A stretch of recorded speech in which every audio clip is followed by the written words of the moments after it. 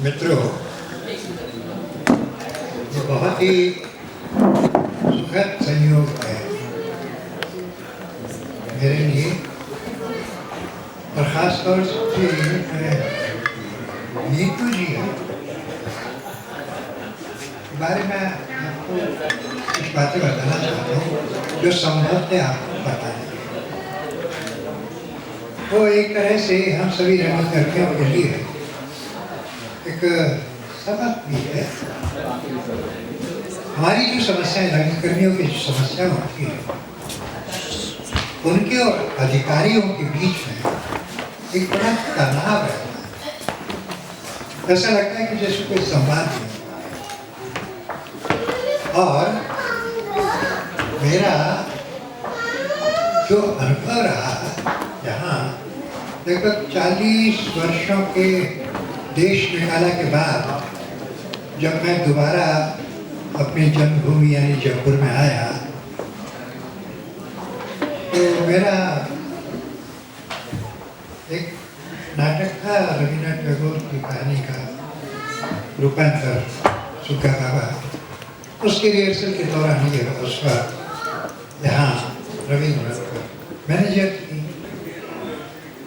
उन्होंने कुछ रिहर्सल्स वगैरह देखे और रिहर्सल्स देखने के बाद फिर हमारी थोड़ी घनिष्ठता अभी क्या हुआ कि भारतीय रविन्द्रनाथ टैगोर 125 के मैं ऐसे ही कर रहा हूँ।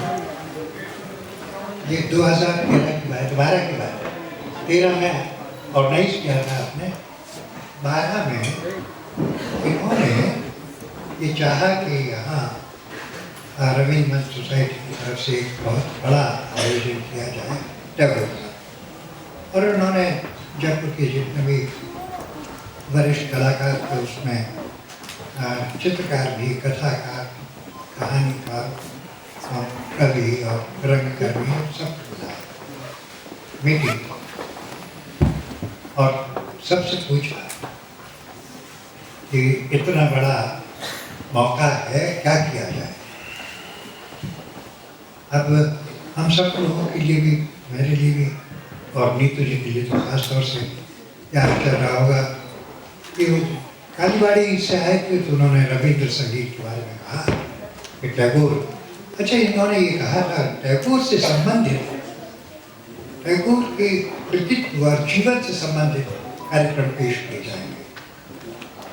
ज़्यादातर लोगों को टैगोर के बारे में नाम सुना था, गीतांजलि का नाम सुना या कुछ बड़ी चीज़ों का कुछ ज़्यादा मालूम नहीं था।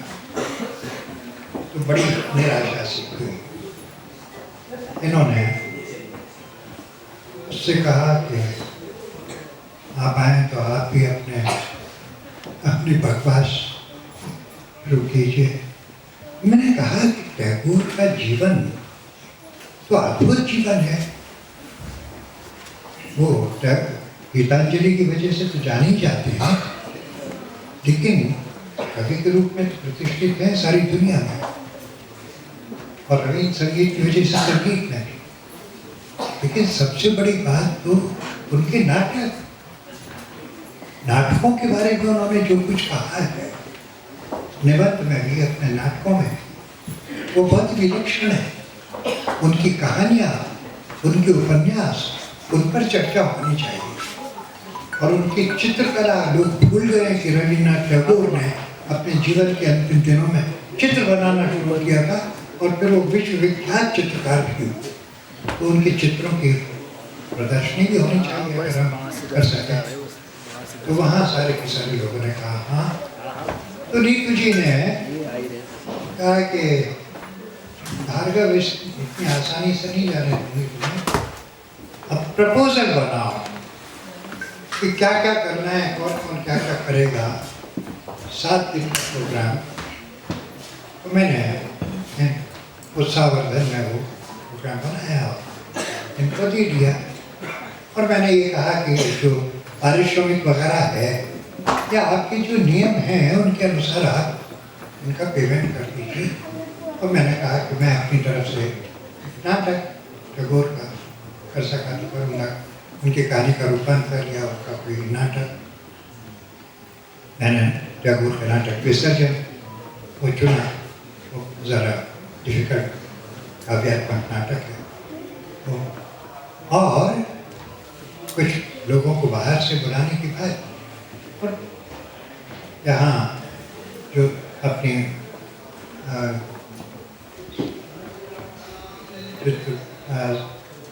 चित्रकला अकेडमी है उनके विनय जी की, उन्होंने फोटोग्राफी एग्जीबिशन रविंद्र कालीबाड़ी के लोगों ने रविंद्र संगीत का कार्यक्रम, और इस तरह बड़ा एक 7 दिन का अद्भुत कार्यक्रम। बहुत दिनों के बाद उनका भी कहना और दूसरे लोगों का कहना इतना अच्छा कार्यक्रम हुआ। एक बहुत विलक्षण बात तब उसने शायद नीतू जी ने राजस्थान गवर्नमेंट से जो राशि वगैरह 8 या 9 लाख उनको याद नहीं है, लेकिन एक बड़ी राशि उन्होंने स्वीकृत करवाई थी और डिपार्टमेंट ने तुरंत स्वीकृति दी। मैंने एक छोटी सी शर्त भी लगाई थी कि जो भी खर्चा होगा वो रविंद्र सोसाइटी करेगी, मुझे पैसा नहीं चाहिए, पैसा मैं नहीं दूंगा। मैंने किया। क्या हुआ, आप में से कुछ लोगों को याद हो, यहाँ कुछ रंगकर्मियों में इस तरह के ख्याल आए कि भार्गव अभी अभी आया है इतने साल के बाद, और राजस्थान गवर्नमेंट ने इतना सारा पैसा इसको दिया रविंद्र समारोह करने के लिए। तो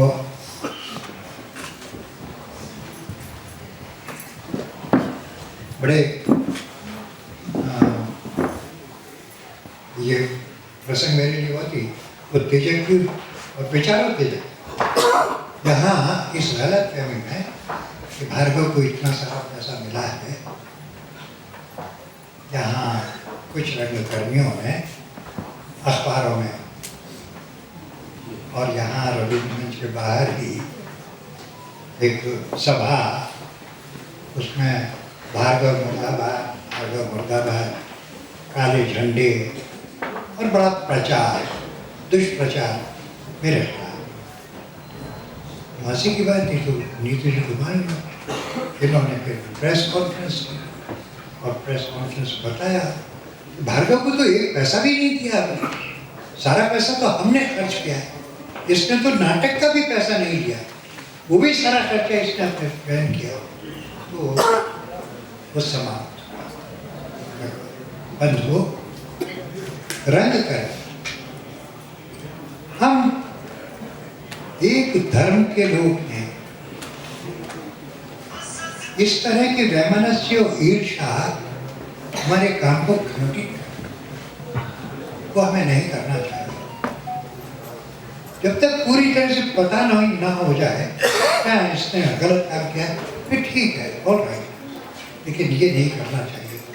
इसके बाद नीतू जी के साथ एक प्रसंग हुआ, वो भी आपको मैं पहली बार बता रहा हूँ, समय ले रहा हूँ लेकिन बहुत ये मौका फिर मुझे तो अपनी ज़िंदगी में फिर नहीं मिलेगा कि नीतू जी के सामने ही ये बात क्या कह रहा हूँ।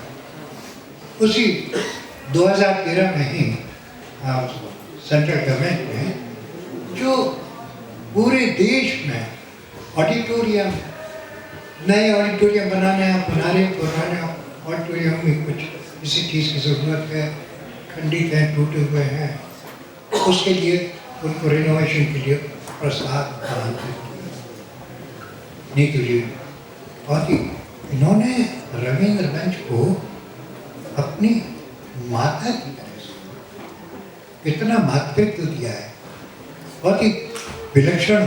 ये इसलिए नहीं कि यहाँ इनके साथ बैठने का मौका मिला इसलिए मैं बात कह रहा हूँ, ये तो प्रत्यक्ष है। इन्होंने प्रस्ताव बनाया और वो वहाँ पर उन्होंने गवर्नमेंट ने बड़ी कमेटी बना ली थी जिसमें वरिष्ठ रंगकर्मी थे। अब वो प्रस्ताव तो हिंदुस्तान भर के अनेक देशों से सैकड़ों की संख्या में आए, और बहुत बड़ी राशि थी। उन्होंने जितने भी प्रस्तुति मुझे प्रपोजल्स आए थे, उन लोगों को बातचीत में बुलाया कि आप आइए अपनी बात कहिए। नीतू जी ने बड़ी कृपा मुझे अपने साथ ले गए उस मीटिंग। या आप में से किसी को नहीं पता, आज पहली बार है। और इनके साथ दूसरे अफसर तो थे, क्योंकि वो प्रपोजल हमने बनाया था, इसलिए मुझे मालूम था कि रविंद्र मंच में वास्तव में क्या क्या दिक्कतें हैं, लाइट्स कितनी हैं, कौन सी लाइट चाहिए। फैंस थे, उस वक्त एसी नहीं था, फैंस को गर्मी की दिनों में चलाने में आवाज़ इस तरह खंडित होती है। नेपथ्य के लिए क्या चाहिए, ये सारी मुझे, क्योंकि मैं बहुत अरसे से जुड़ा हुआ था, तो जो प्रपोजल बनाया था हमने इस तरह बनाया था। वहाँ पर जी मीटिंग हुई, तो हमारा नंबर तो बाद में आया। हमने देखा वहाँ तो वरिष्ठ लोग थे, पूरे देश के जो कमेटी में थे, और जो पूरे देश से आए थे, उनको कुछ उन्होंने प्रपोजल तो बना दिया था, लेकिन उनको कुछ पता ही नहीं था कि किस तरह का रिनोवेशन करना है।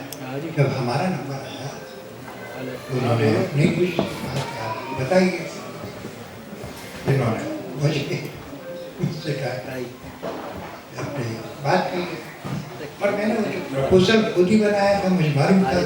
तो एक एक पॉइंट के बारे में बहुत विस्तार से और टेक्निकल लैंग्वेज जब उन्होंने सुना, तो आप लोगों को सुखद आश्चर्य होगा, कितना पैसा केंद्रीय मंत्रालय ने दिया रेनोवेशन के लिए। उसका पत्थर तो लगा हुआ है रेनोवेशन का, नीचे द्वार पर आप देखेंगे, पर वो उसकी रविंद्र मंच की गद्दियां फटी हुई थी, एसी नहीं था, लाइटिंग का बहुत बुरा हाल था। ये जो आज आप देख रहे हैं, उसका सारा श्रेय जाता है नीतू जी को।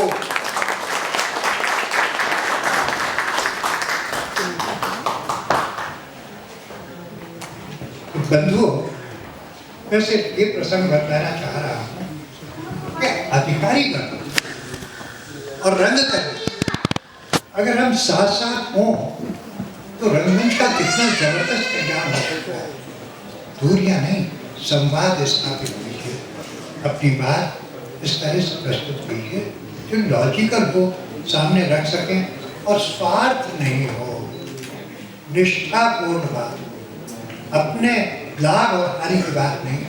हम रंगकरण की बात करें, नाट्य की बात करें, तो हमारा ख्याल है कि जो आपने जो संस्था बनाई, नई नाट्य संस्था बनाई है और हिमांशु जी को नेतृत्व दिया है, ये सफल होगी।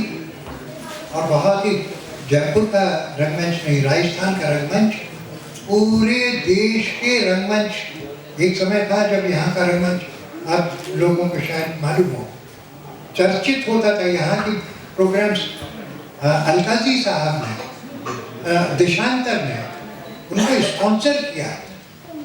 यहाँ के नाटकों को, जयपुर के नाटकों को, मोहन महर्षि के नाटक चतुर्मुख को, मेरे नाटक चित्ररेखा को देशांतर ने स्पॉन्सर किया दिल्ली में।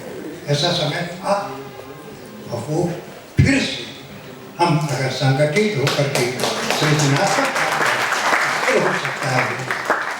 जय रंगकर्मी, जय रंग।